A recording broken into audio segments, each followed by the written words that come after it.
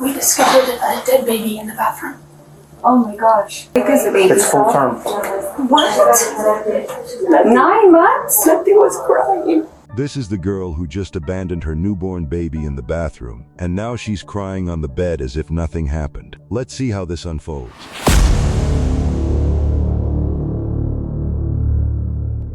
The quiet town of Artesia, New Mexico, had always been known for its close-knit neighborhoods, familiar faces, and generations of families who had grown up together. In a place like this, news traveled fast, and serious crime was rare. But on a cold winter day in January 2023, that sense of safety was abruptly shattered. What began as a routine hospital visit would soon unfold into one of the most disturbing tragedies the community had ever experienced, leaving residents grappling with shock, heartbreak, and unanswered questions. Alexi Treviso had grown up in Artesia, surrounded by classmates who had known her since childhood. To most people, she appeared to be a typical teenager, friendly, sociable, and well-liked. At Artesia High School, she participated in activities, kept up with her studies, and was often described by teachers as polite and full of potential. Friends saw her as someone who blended easily into student life, smiling often and rarely drawing negative attention. Yet beneath a familiar image, subtle signs of emotional struggle occasionally surfaced. Some friends later recalled moments when Alexi seemed withdrawn or unusually quiet, but no one suspected anything serious. Like many teenagers, she appeared to be navigating the pressures of adolescence in silence. On January 27, Alexi arrived at Artesia General Hospital, accompanied by her mother. She was visibly distressed and complained of intense back pain. Medical staff evaluated her and placed her in a private room for observation. Nurses monitored her closely, noting her discomfort and growing concern that something more serious might be happening. After some time, Alexi asked to use the bathroom. Minutes passed, then more minutes. The nurses waiting outside began to feel uneasy. Their instincts told them something wasn't right. When Alexi finally emerged, she appeared pale, shaky, and unfocused. Almost immediately, hospital personnel entered the bathroom, and what they discovered would leave them stunned. Inside a trash bag among the waste was a newborn baby, hidden and unresponsive. The atmosphere instantly shifted from routine medical care to emergency crisis. Staff rushed to perform life-saving measures, desperately attempting to revive the infant. Despite their efforts, the baby could not be saved. Police were called immediately, and the hospital became an active crime scene. Body camera footage later captured the chaotic atmosphere, nurses struggling to process what they had witnessed, officers attempting to piece together the timeline, and Alexi appearing emotionally overwhelmed and detached from her surroundings. Doctors determined that Alexi was still experiencing significant bleeding from childbirth and required specialized treatment. We discovered a dead baby in the bathroom. Oh my gosh. I'm sorry. It came out of me and I didn't know what to do. Lexi, I told you about this. But it I just asked you, baby, to tell me the truth. was scared. It was not crying or nothing. What did you do to it? Okay, stop right here. I Stop. just- Stop. Number one priority, guys. Number one priority is she just had a baby. I don't know if she's delivered the placenta. She's bleeding significantly. Like, how big is the baby? It's full term. What? 9 months? Nothing was crying.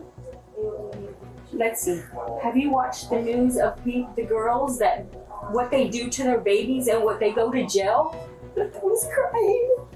I'm sorry about this, but in terms of delivering a baby and it looked like you tried to hide it, we do have to have the police involved. And nothing was crying. She was airlifted to another medical facility, while detectives remained behind to gather statements, secure evidence, and document the condition of the bathroom. Despite clear medical indicators, Alexi initially denied having given birth. She was like in really a lot of pain, and When did it start? Like the pain. Yes. Yesterday she said it was really bad, that her hips were hurting and her back.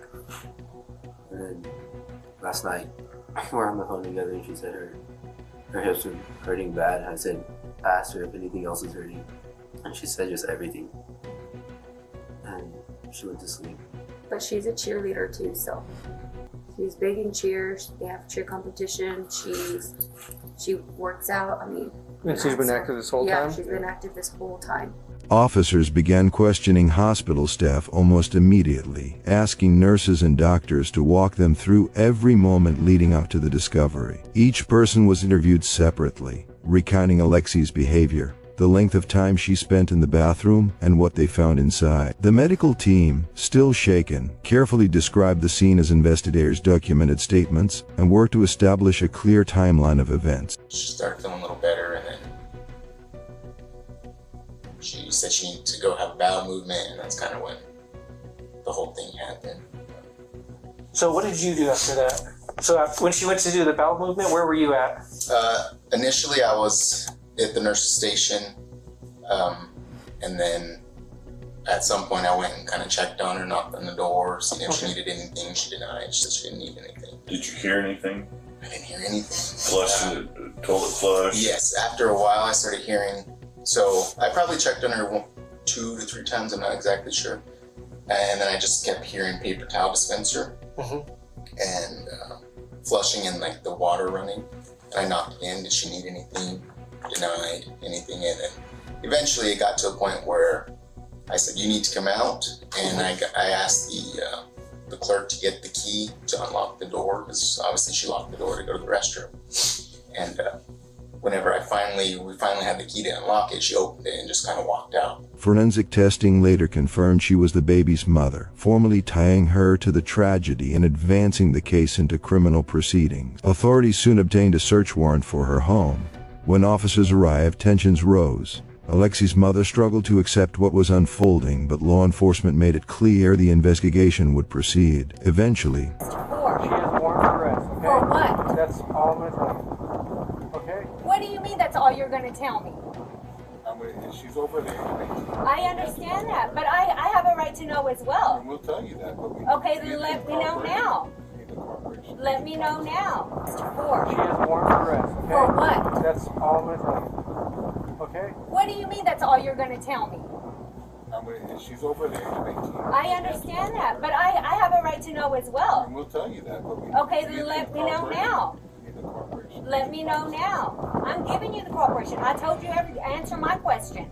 What is she under arrest for? Like I said, she's over the age of 18. Like, we can't really put that information back. Bring her out here, we'll tell you. What is she under arrest Bring her out here, for? we'll tell you right now. No, I'm not bringing her out here yet. Let me know what she's under gonna arrest get for. arrested. Alexi was taken into custody on charges related to evidence tampering at the hospital. Officers allowed her time to gather hygiene supplies, recognizing that she was still physically recovering from childbirth. Prosecutors later charged her with first-degree murder and child abuse resulting in death, arguing that the baby had been deliberately concealed. Her defense maintained that she was a frightened teenager acting under extreme emotional pressure rather than intentional cruelty. As news of the case spread, it quickly gained national attention. Public opinion became deeply divided. Some viewed Alexi as a vulnerable young woman overwhelmed by fear, shame, and stigma. Others believed her actions demanded full accountability. The tragedy sparked broader conversations about teen pregnancy, mental health, secrecy, and the lack of accessible support systems for struggling youth. Many were left asking difficult questions.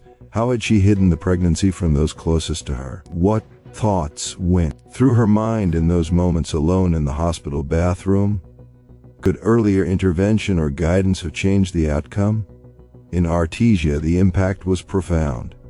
Families, classmates, and neighbors were left grappling with grief and disbelief. Parents were forced into painful conversations with their children.